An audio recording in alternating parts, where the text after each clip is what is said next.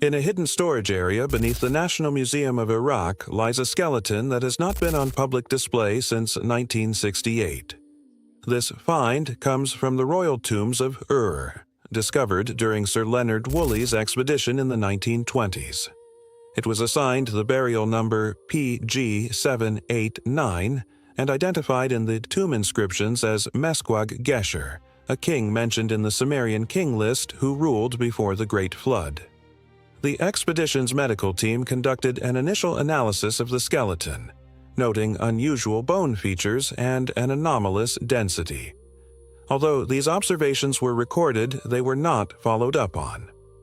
After being sent to the British Museum, the remains were returned to Iraq in 1958, but then disappeared from academic circles. They were not lost. Attempts to classify them according to standard human morphology proved unsuccessful. The bones do not resemble those of Homo sapiens or any other known hominid species. Thus, they remain in the museum's storage, catalogued but without a clear explanation, while the academic community pretends they do not exist. The Sumerian king list is one of the most controversial documents of the ancient world. This is a cuneiform text that lists all the rulers of Sumer from the beginning of the monarchy until the list was compiled around 2000 BC. The list divides history into two periods, before the flood and after the flood. The kings before the flood had incredibly long reigns, tens of thousands of years each. After the flood, the length of reigns becomes more realistic. Historians dismiss the period before the flood as mythology, because the duration of their reigns is clearly impossible for a normal human lifespan.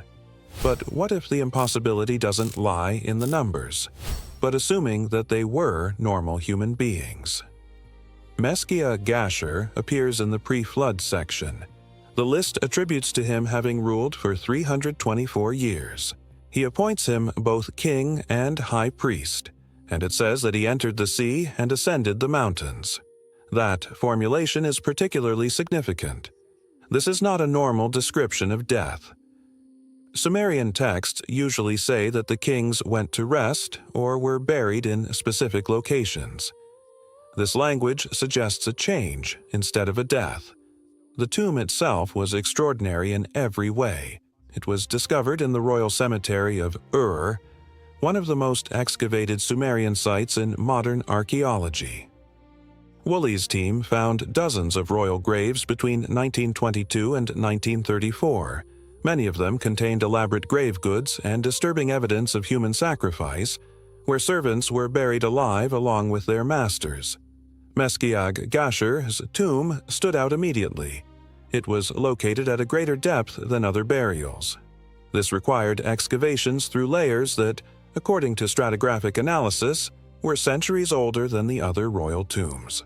It was built with a type of stone that is not found anywhere else in the local geology and that was not used in any other tomb in Ur, despite the wealth and resources available to later kings. The stone had to be transported from at least hundreds of kilometers away. Possibly much further. This raises questions about how a civilization supposedly in its early stages managed to manage such logistics. The burial chamber was sealed with a mechanism that required sophisticated knowledge of weight distribution and counterweights. A stone door could only be opened by manipulating hidden levers in a specific sequence. Whoever built it understood engineering principles that, according to standard chronology, were not supposed to appear in Mesopotamia for another 1,000 years. The walls of the chamber bore inscriptions in a script predating cuneiform, using symbols that only partially matched later Sumerian writing. Some of these symbols have never been translated correctly. They do not appear anywhere else in the archaeological record. It is as if this tomb used a writing system that was abandoned or lost immediately after the death of this king. Inside the tomb, the skeleton was positioned in a way that was not observed in any of the other royal burials. He was sitting upright instead of being at rest, and it was oriented precisely towards the east, towards the point where the sun rises on the spring equinox. The hands were placed in a specific gesture that later appears in Sumerian religious art as the posture of divine beings communicating with humans. This is not the position of human rulers. Around the skeleton were artifacts that did not correspond to the era or the technological level. Metal alloys, which, according to modern analysis, contained trace elements not present in known Sumerian metallurgy. It included concentrations of titanium and chromium that would require far superior casting techniques at the skeleton level, beyond the capabilities of the Bronze Age.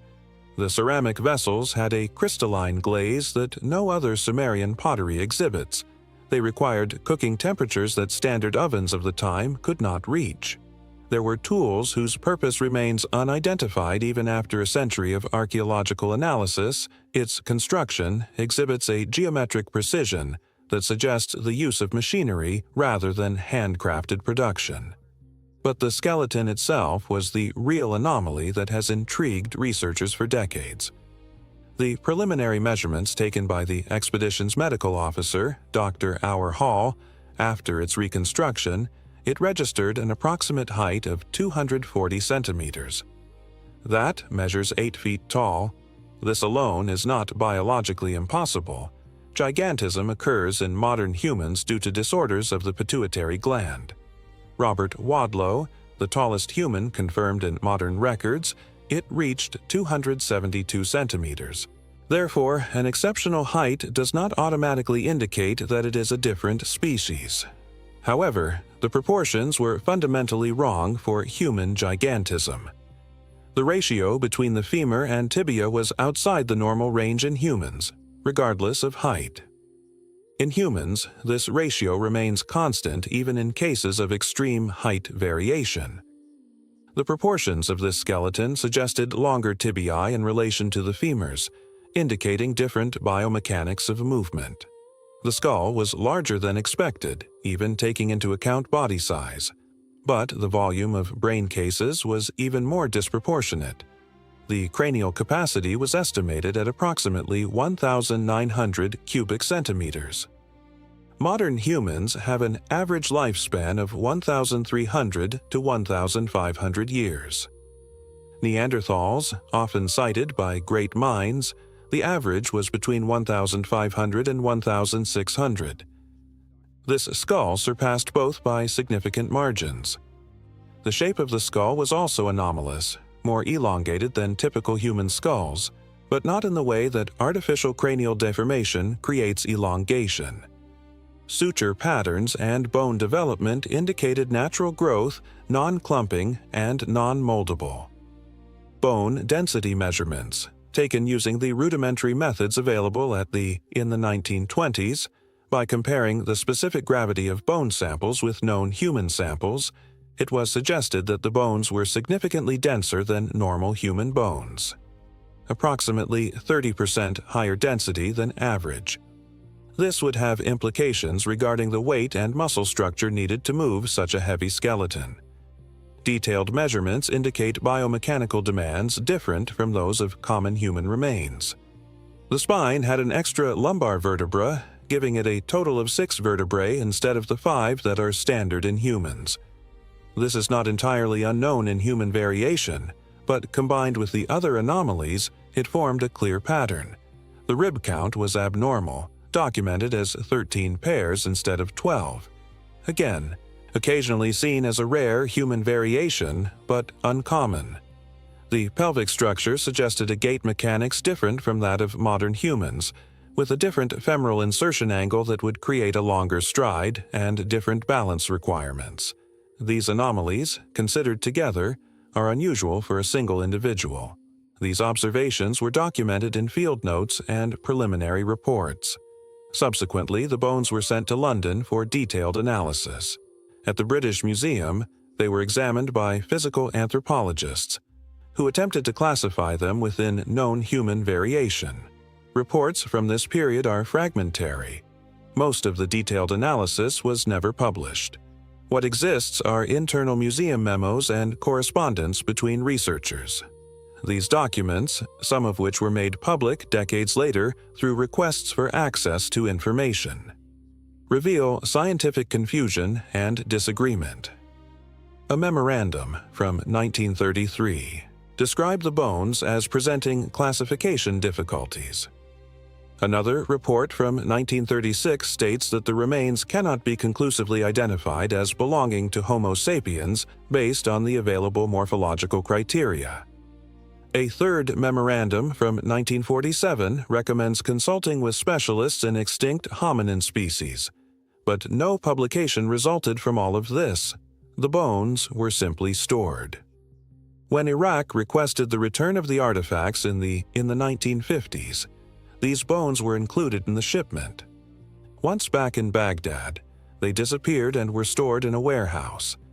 The reason for this burial of evidence becomes clearer when one understands what these bones imply. If they are not Homo sapiens, what are they? The characteristics do not match those of Neanderthals, Denisovans, or any other known extinct hominid. Its size alone surpasses that of any documented human species. Bone density and skeletal proportions are outside the range of human variation. The only classification that fits is that of an unknown species.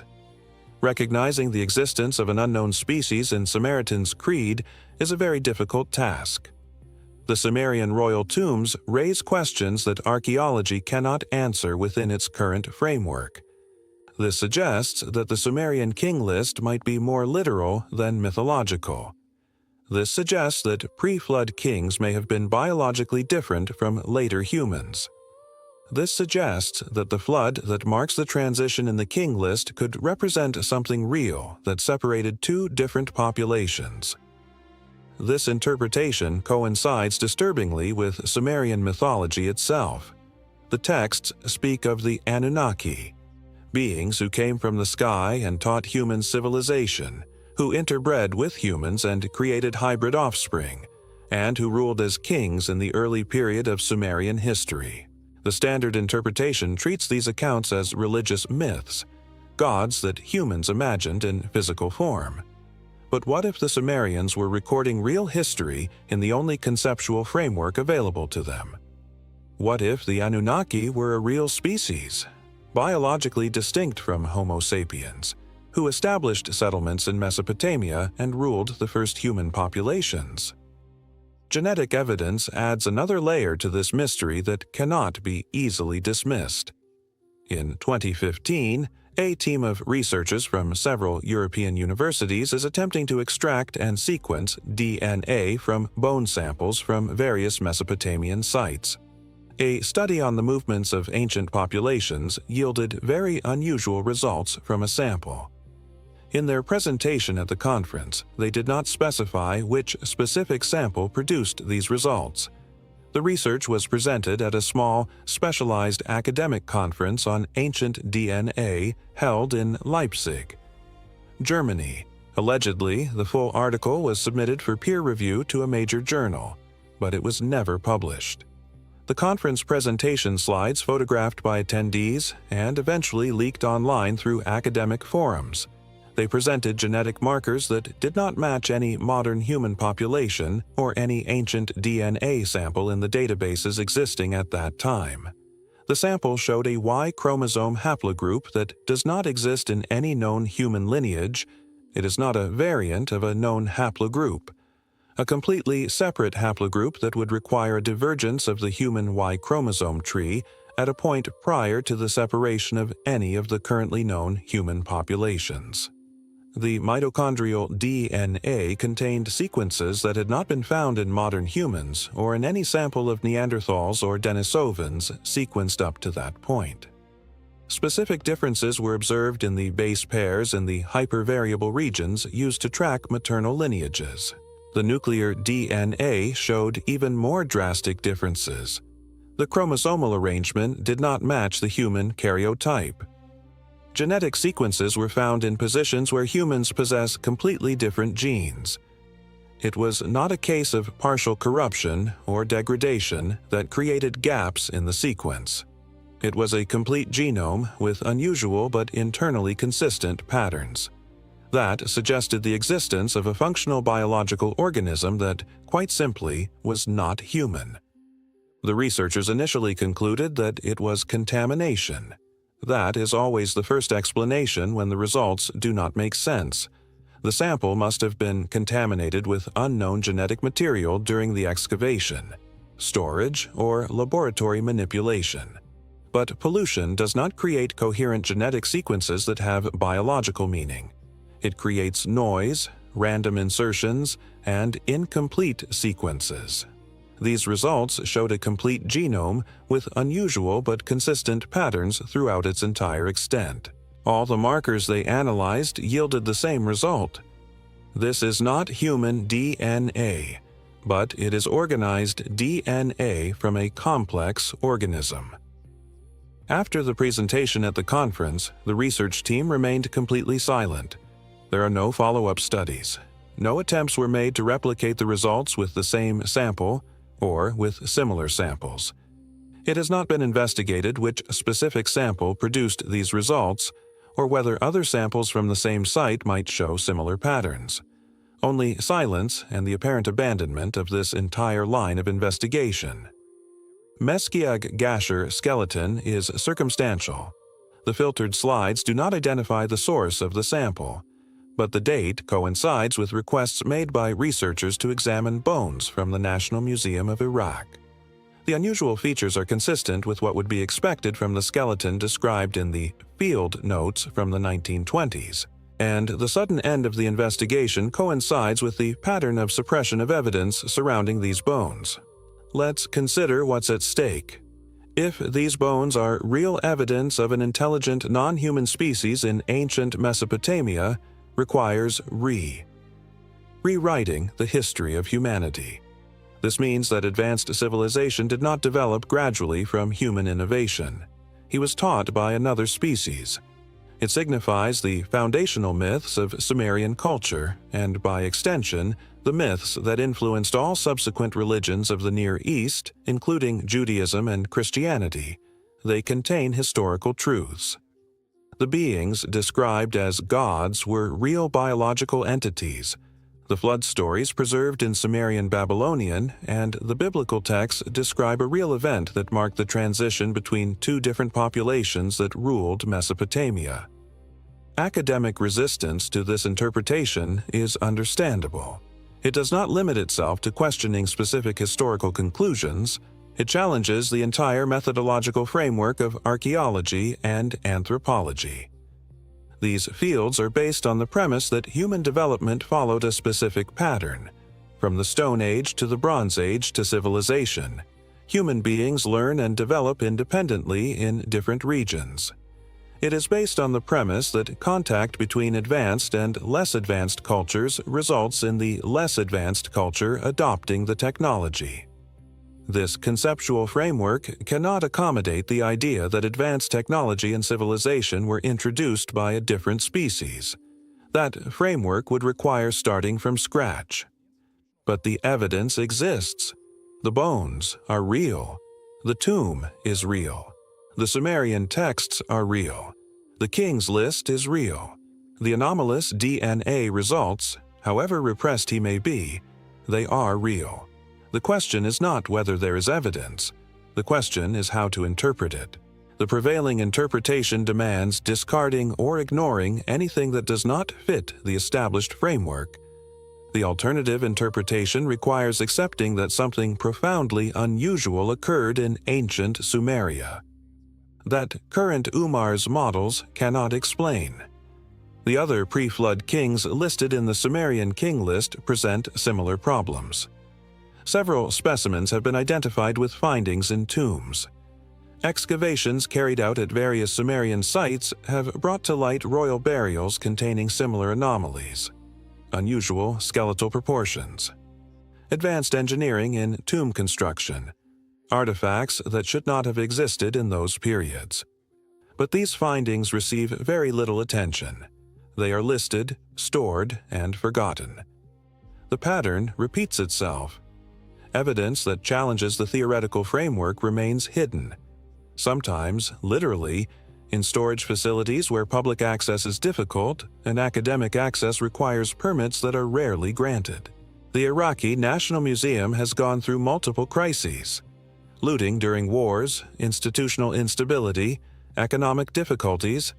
The catalogs have been lost. The collections have been dispersed.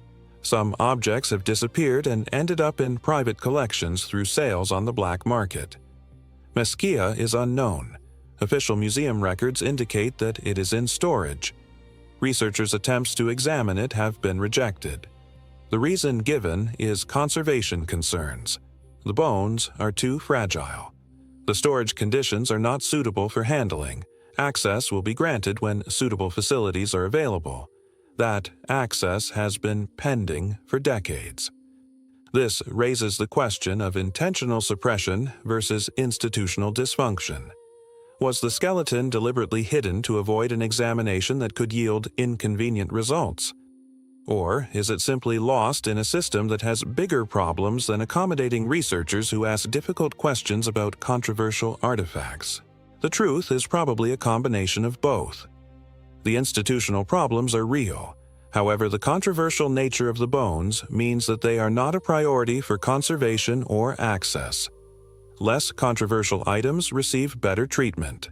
The implications go beyond academic debates. If the Sumerian texts contain historical truth about non-human beings who ruled the first civilizations, therefore, other ancient texts could contain similar truths. Egyptian stories about the gods who ruled before the pharaohs. Mesoamerican tales of bearded visitors who taught civilization. Indian epics that describe aerial vehicles and advanced weapons. The global pattern of flood myths. Perhaps all of this is preserving history rather than inventing mythology. And if that's true, so human civilization has a very different origin than what we have been taught. The skeleton of Meshiai Gashers represents a test case.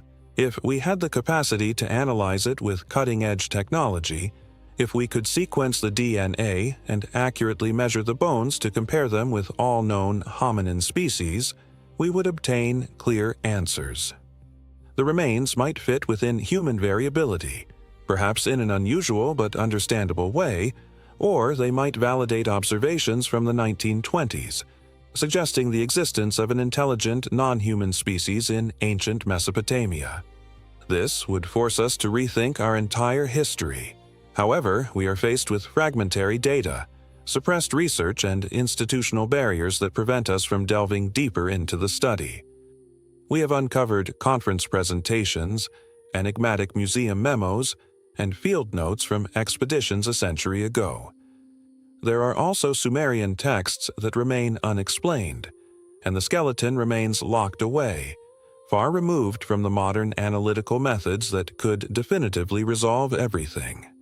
The story of Meskiat Gacher remains unsolved. The bones exist.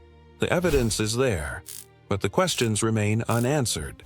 Not because they cannot be answered, but because the answers might be too disturbing to accept.